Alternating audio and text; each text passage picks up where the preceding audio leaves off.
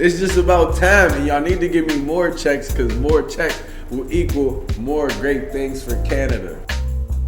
What's going on? My name is Bobby Brugal, Castro Crosby, Jay, big homie. I like to think of career stuff as chapters. So Castro Crosby was like the beginning of my career, chapter one, you know what I mean? Just music.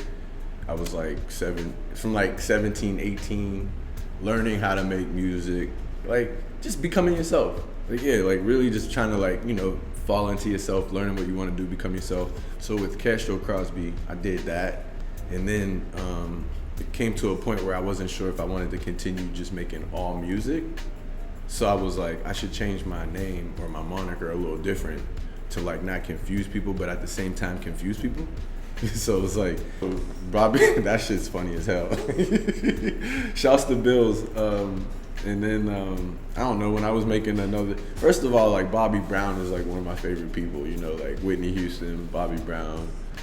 Just love the relationship they had, the love affair. I got so many monikers and so many different names. Yeah, I should. I think they just come to you nickname. I was always, even before I was making music, I was a nicknamer. I gave people nicknames and shit. It was I was the guy in school that would give you a nickname and it might stick. You know what I mean? So yeah, I was like I said, I always loved music, but I never wanted to rap until I was 16, 17. I wanted to be in the NBA. I wanted to hoop. I mean, a lot of kids did, but I played basketball pretty serious until 11th grade. And my first rap song, my friend Jevin, his name is Ghosty, Jevin and Cal, they was making a mixtape in Pittsburgh. And, we was in 10th, 11th grade. And he's hard. He's still one of the best rappers from Pittsburgh. He made music with Mac Miller, the 58s, a lot of people out there. So Ghosty was he was my influence, Your what I mean? mentor. Yeah, he was my influence in this shit. And then coming from there, it was I just used to write a lot with them. I would be in the studio just writing with them after school and just doing it and all that. And then it was make some songs, Made a little mixtape. It was the first, it was a mixtape though. It was the first beat I rapped on was the Go Crazy, Young Jeezy. Shit was it was real slick. It was just I wanted to I was talking guns and shit, I'm 17, 18, I'm wilding out, just but I was no, I was actually talking more weed, but let me see. I was see me, I'm diverse, so I can't stick to one flow. Bra show me love, so I can't stick to one. Stay on my toes, cause I don't got 9 lives. Run or dream I was fit, or run 50, got shot 9, or hold on. What is it? That shit's so hard. Definitely rap, just because it was a thing to do with the homies. Yeah. I think everyone in my generation, I grew up class of 06, so it's it was a lot of rap around then. Dedication, Lil Wayne, but taking it serious, I didn't start taking it serious until I moved to Canada. The first one, I was 17.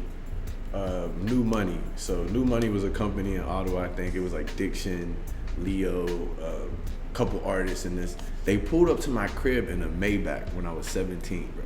So I was just what? You know what I mean? I was on vacation. I wasn't even living here at the time. I was here for my dad's wedding. And yeah, they pulled up to my crib in a Maybach, and I got to host. I got to do some backgrounds for Papoose show when Papoose came to Babylon way back. And then that's just how it kind of made me, I was oh shit, I really could probably make music. And then also Mez, when I got back out here, he's yo, you're actually good at making music. You could do this shit if you want. And then I was all right, bet. And then we just kind of ran with it from there. My older cousin Skippy put some money into it, and then we did Skinny Nigga Toothpick, and then yeah, rest is history for real. But it was cool because I never really wanted to make music to that extent, but it happened fast, and now it's 12 years later. It's I feel Next World, for me, is definitely one of my favorite albums that grew on me, which is weird because I write music all the time and nothing usually grows on me. It's just if I love, you know what I mean? But like I think with people's opinions of the album, like it's either like sometimes it's a love or hate thing, you know? To be honest, some of the songs are like abstract. They're not like supposed to be played in clubs. They're not like, you know what I mean? Yeah. They're deep. They're like deep topics, or to write it in the house by yourself, and you know, other than just communication from the producer, you know, I didn't have a lot of feedbacks or influence, and I think that's what makes it so, you know, unique. And I might be more a sneakerhead than a rapper. Yeah. I think a sneakerhead is like, the definition has changed over the years many times. At first it was just somebody who likes to get fly and buy kicks to wear them to school and impress people. That was the first definition that I remember. Then it became more of a fashion influencer culture thing. Like me, I'm a collector.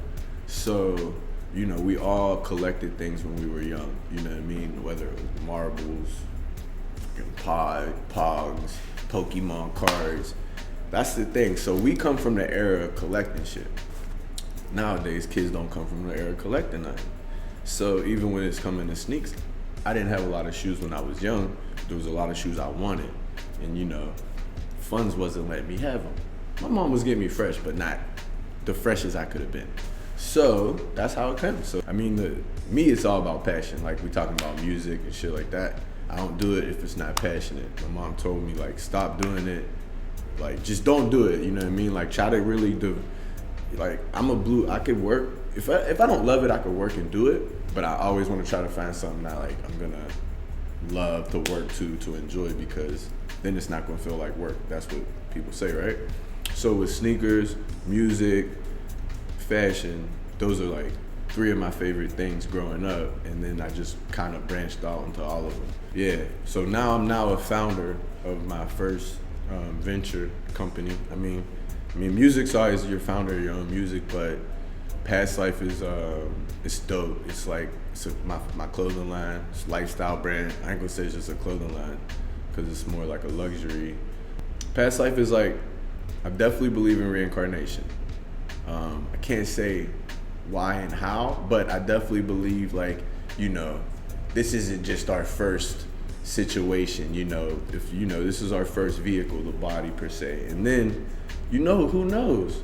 We never know. No one knows, remembers when they wake up, and God forbid no one remembers when they pass, right? So Past Life was all about living your best life currently while you're in it right now, you know what I mean?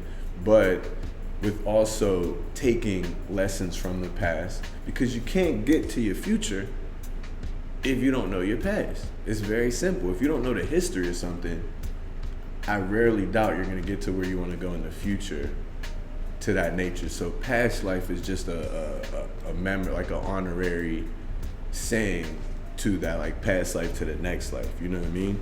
I wanted something like a hoodie that you could wear 7 days a week and people would still be impressed every day, you know what I mean? So I think that's what I'm working on, like clothing like that. I mean, like I said, I think I'm a regular Joe too. Like I've obviously, as much as I've had a career with music and indie art, I like to think I like have managed a lot of stores, mentored a lot of people, you know, kids wise, humans wise, just from like sneaker culture and like day-to-day 9-to-5 shit too, you know what I mean? Because as much as you're an artist, you're still a son, a husband, or a boyfriend, a uncle, a kid, you know what I mean? So I like to enjoy my family and friends just as much as I like to enjoy this too. I feel like I'm just in good company, you know what I mean? Like this is something that I've always wanted to do, but I always knew I'd get paid for being me, you know? I always knew it.